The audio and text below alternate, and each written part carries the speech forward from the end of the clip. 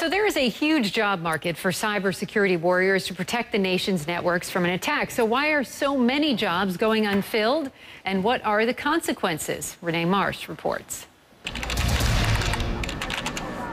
They're on the front lines defending America from cyber attacks. Just looking for signs that the attackers are trying to gain access. Government and industry insiders say you're practically guaranteed a job in cybersecurity if you've got the right stuff. There is a lack of expertise, and there are a lot of people clamoring for people who know the internet world, can work in this area.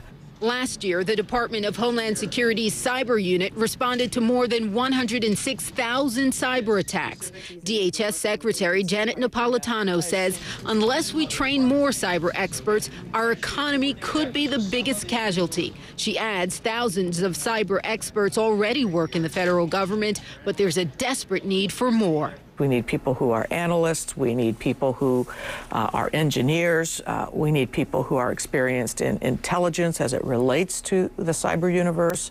George Washington University is on a short list of institutions answering that need. The university will launch a master's program in cybersecurity this fall. We get calls all the time from industry and government wanting to hire students and to find students who have this expertise and training. There are not enough people. We're educating them as fast as we can.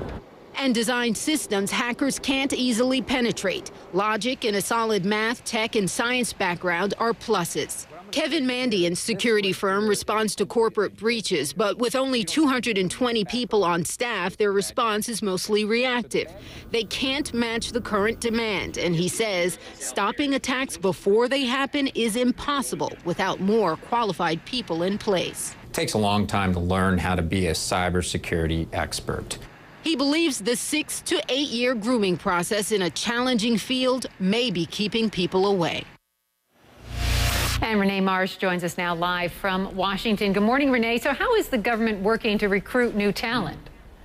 Good morning, Randy. Yeah, you know, in that sit down with Janet Napolitano, she was very blunt in saying that this is her top concern right now. So what is she doing? She's actually getting on planes. She's traveling to universities to speak to students about the type of opportunities that are out there. And she's also working with universities to try and set a curriculum that will actually meet the needs that they have there at the Department of Homeland Security. But remember, it's not just a need at DHS, but it is a big need also in corporate America. Yeah, and from what those in the industry are saying, I mean, it's pretty clear the U.S. is vulnerable.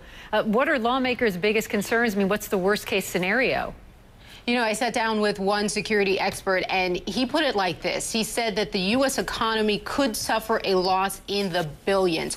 He went on to give one example. He says if another country is able to pull off a successful cyber attack, they could get access to stealing some of our intellectual property. We're talking about technology secrets, trade secrets, research secrets. And he says we, the U.S., would essentially lose the advantage that we have, and it would dwindle among other countries. We just would not be as competitive anymore. Again, he estimates that loss in the billions. One other thing to note, though, Randy, in Congress, they're supposed to be looking at cybersecurity legislation this week. But some say that this legislation that they're looking at does not go far enough. All right, Renee Marsh, appreciate that. Thank you. Is your teenager suffering